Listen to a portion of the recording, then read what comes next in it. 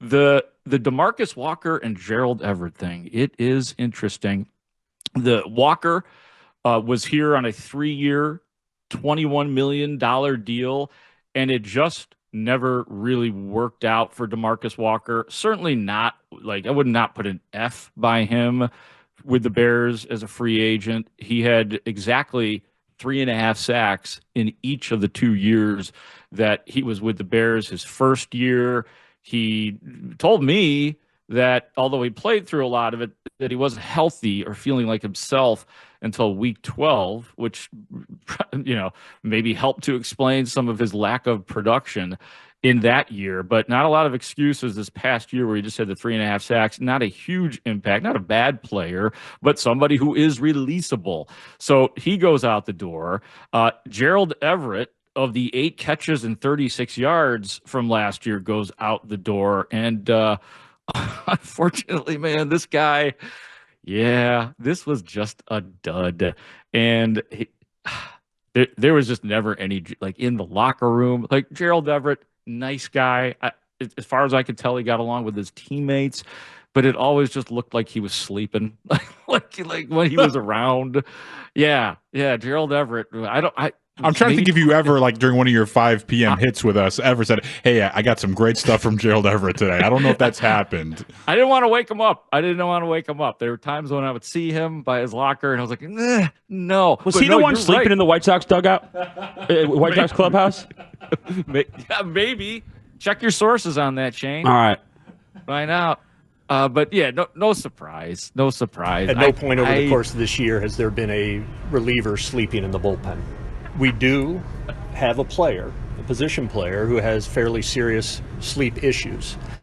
Yeah, so it wasn't a reliever. So all you guys saying it was a reliever, you're wrong. It's an infielder, idiot. Oh, man. Hey, we just did a Sox segment. I feel pretty good about that. I realized that being in and hosting for Lawrence Holmes this week, I realized that that's a struggle, finding White Sox topics. So there we go. Good job. But those 2 guys are gone. The Bears have now over $67 million in cap space when free agency opens on March 12th. We knew with the salary cap going up around the league, the Bears already had the 6th highest cap space, so they are a top 10 cap team. The last time the Bears had big cap space was 2023. As a matter of fact, in 2023, Ryan Poles at the beginning of the season had the most cap space to deal with. So I just went back and took a look at what Poles did when he had all that money, and just kind of go through and rank these guys, because this is it again. And I understand that Ben Johnson is probably going to have some say.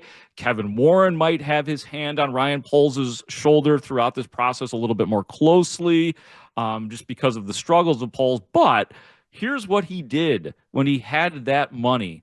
He went out, remember linebackers. It was like, whoa, we got to get Flus's linebackers. So they go out and get TJ Edwards. TJ Edwards has probably been, I'd probably give him a B+ so far in his time with the Bears. He's been as steady as anybody, offense or defense. Tremaine Edmonds, he has underperformed a little bit. C+-ish. Nate Davis, an absolute F. PJ Walker, backup quarterback, whatever. DeMarcus Walker, I give DeMarcus Walker a B-. Andrew Billings was another one that they signed on a 1-year deal, and then during the season, they gave him an extension because they liked him. So Andrew Billings, give me a B. Dante Foreman, another really kind of a whatever. Just for the hell of it, I'll give him a C. Robert Tonyan, the tight end, disappointing. The Chicago area guy.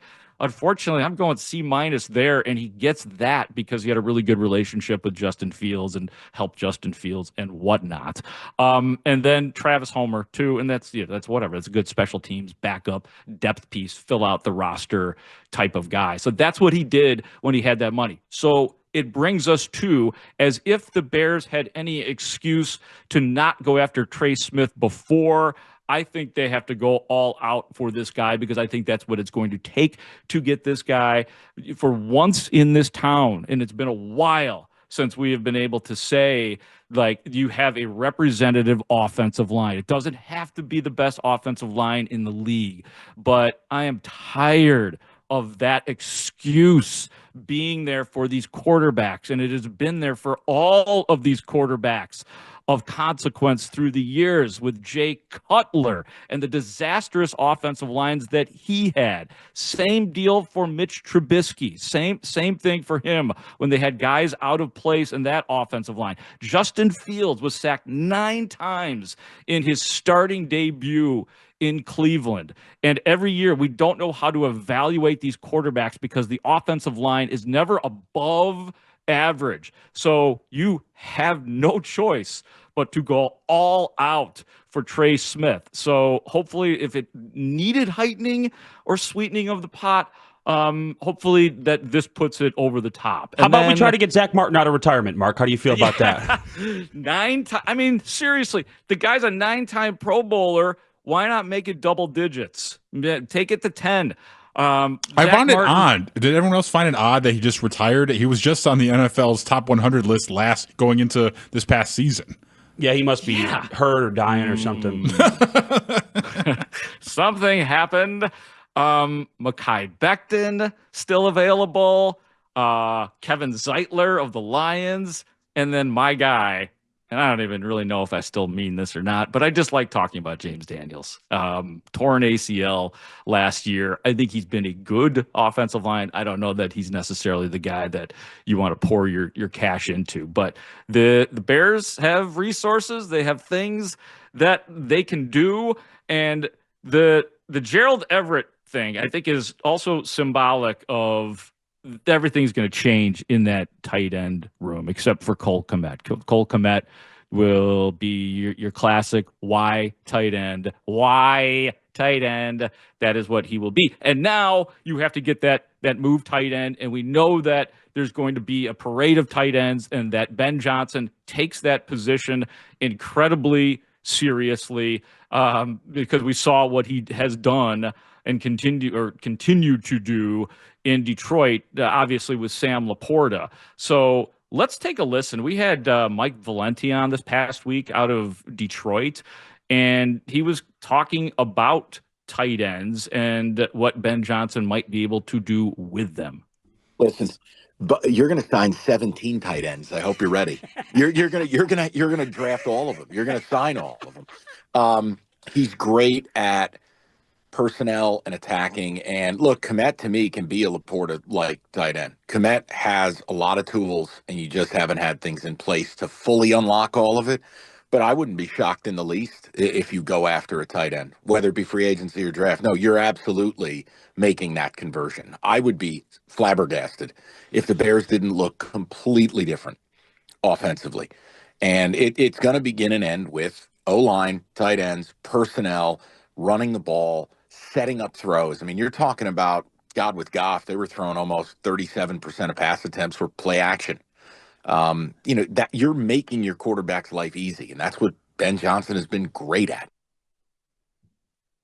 Yeah, and one of the other things that I loved, I mean, amongst other things, and I get it, like this is full support for a guy who has made his mind up about this guy, but there are things that Ben Johnson will be able to do in Chicago that he could not do with the weapons that he had in Detroit, mainly the quarterback, Jared Goff, and mainly on the Bears side of things, Caleb Williams. So I'm so excited to see all of it start to take place and how they go about it and what the Bears do at really both of those positions that were released today, DeMarcus Walker and Gerald Everett. Hey, I'm still like, I am totally about the Bears going out and signing a defensive end if they want to do it. Like, I mean, if Abdul Carter is there at number 10 overall in the draft, then totally go for it. But if you want to put your money into the big, into Myles Garrett, then actually, no, you'd have to trade for him.